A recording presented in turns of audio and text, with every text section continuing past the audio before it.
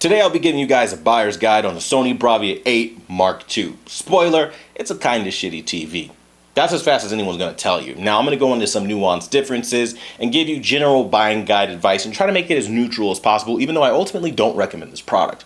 I'll tell you who it's for, who it's not for, what to look out for, so on and so forth. So let's dive right in by talking about who it's for. This is for the die-hard Sony fan that genuinely doesn't care about anything but the Sony logo on the box.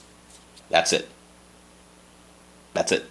Because if you do any kind of research for any amount of time, you'll see stronger options for a lot less money. TVs, not even QD OLED. You have Hisense with their U8QG. You have TVs like the LG C5.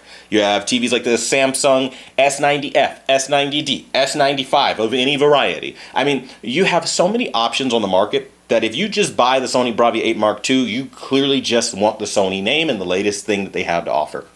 That's the truth. Now, here's why. The picture doesn't transcend what they did last year with the A95L. In fact, it's dimmer in SDR, so even though HDR got a little brightness lift, it just doesn't do anything in any of the other modes, like SDR gaming or movie watching. Pointless. Which means all your streaming that's not in HDR is going to be a little dim.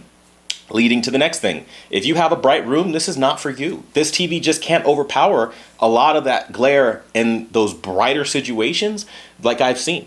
And it really is annoying because you would hope that it would be able to, since it's rocking the same generation Quantum OLED panel as the Samsung, but that means absolutely nothing. It's literally all for show.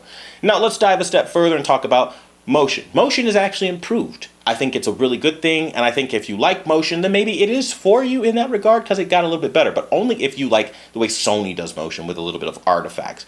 Otherwise, it's not for you, and you're better off going with something like, I don't know, like an LG C5 or G5, because they're probably going to give you a day and night experience like I've seen, and I think most people are probably going to want that. Now, in terms of processing, it has some elements where it can be really nice and really sharp. Overall, though, Sony does tend to fall behind the likes of Panasonic and LG, very notably, even Samsung. So processing is no longer in Sony's wheelhouse as the only thing they slam dunk on. Now, out of the box, if you like out of the box to be reference accurate, whether you're doing projects like editing photos or videography or something like that, then maybe this is going to be your TV. Because out of the box, they can get very accurate to those numbers. Now, this is not for the person that actually is expecting those numbers to translate to an actual good picture, because they don't. They were designed 35 years ago back in 1990 so that we make our TVs look like CRT TVs. But the standard for SDR hasn't changed since, and we don't have a standard for HDR, so it's just kind of all over the place, and that leads to a lot of inconsistencies and a lot of things not looking great. This TV does something extra egregious by having something a little technical called the Judd-Voss white balance point. And what this basically means in English, everything, and I mean everything, is going to be cast with a blue tint and a blue hue that you are going to always be grabbing your remote and trying to defeat. Not my thing, not ideal. I think a lot of people are going to be turned off to that.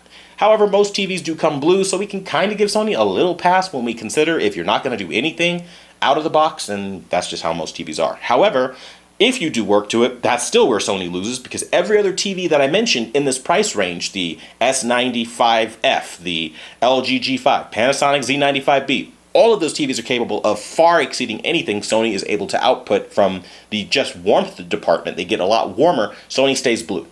Kills all your colors. It really sucks the life out of everything.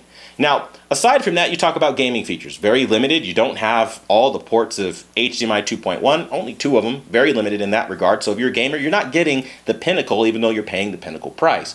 I mean, you talk about the smart features and the interface. The user interface is clunky. It freezes all the time, and you're not really going to enjoy it. Where, again, when you pay that kind of money, you don't expect that. I mean, and let's just look at the obvious. The price tag is absolutely ridiculous. So price to value, you're not really getting a whole lot of value, because a 55-inch shouldn't run you over the price of a 75-inch TV. I mean, it's just a little ridiculous at this point. Sony just tacking on premiums, but not really justifying them.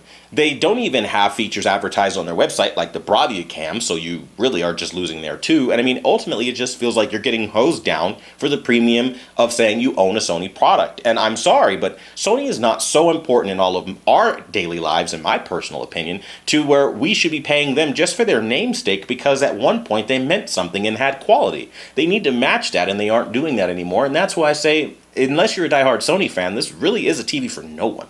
because at the end of the day, it's overly expensive and it doesn't really have picture quality advantages over anything on the market above and below its price range. I've had tons of TVs, even a $600 TV beat the Sony Bravia 8 Mark II, the Hisense U75 QG to be very specific. I mean, your losses with this Sony thing are just so much higher than your gains that, I mean, you don't really have to go into the technical tidbits, but even if you did, the reflection handling's okay, the speakers are okay.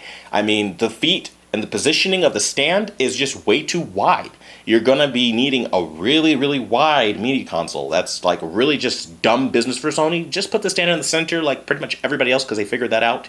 I mean, it just gets to the point where it's anti-consumer, very inconvenient, and at the end of the day, I mean, if you buy this, it's because you have more money than brains, quite frankly, because you can't take 5 minutes to do a little bit of research to know you're getting screwed, you're getting duped, you're being cheated if you actually pull the trigger on it. Now, if you found this video, I'm not talking about you. I'm talking about the people that actually pull the trigger on this, come back to videos like this, and then defend it and say, oh, you just hate Sony to hate Sony. No, I'm telling you, Sony is not where they used to be, and that actually does matter in 2025. Not from a color perspective, not from a sharpness perspective. Everything about Sony is just a watered down version of what the name brand actually used to be. It's like when your soap's running low in your shower and then you literally use the shower water to fill in the blank and shake it up and then start using the suds as soap. It's not the same thing. And that's basically what we have here. We have a sud soap. Welcome to Sony in 2025. It's not great. And I would say this, for anybody who watches movies or who likes streaming, there are better options out there. I mean, your remote's not even backlit like it was last year. The amount of downgrades are almost legendary at this point for the price increase. I don't think there's ever been a company in the TV manufacturing world that has offered so little and actually took away things that were really great about their predecessor and still charged more money than what they asked last year for it. That something only Sony can justify. But what I will tell you guys is I do not recommend this product, and I think if you buy it, you shot yourself in the foot, slammed a door on your toe, that kind of thing, and you're going to regret it later and have a lot of buyer's remorse as you see better products come out for the same exact price point. Kind of already happened in 2025 with the options we have now, so just do that. But let me know what you think about this buyer's guide. I mean, it's very straightforward and very honest. I mean, I have no reason to bullshit you because I think you really do deserve to know the truth. Instead of somebody just placating it and saying, oh no, there are redeemable qualities. Yeah, but the ends don't justify the means. The pros don't outweigh the cons, and that's really all you need to know. Take it or leave it. Thanks for watching the #1 brand in honesty, and until the next video, I'll see you guys later.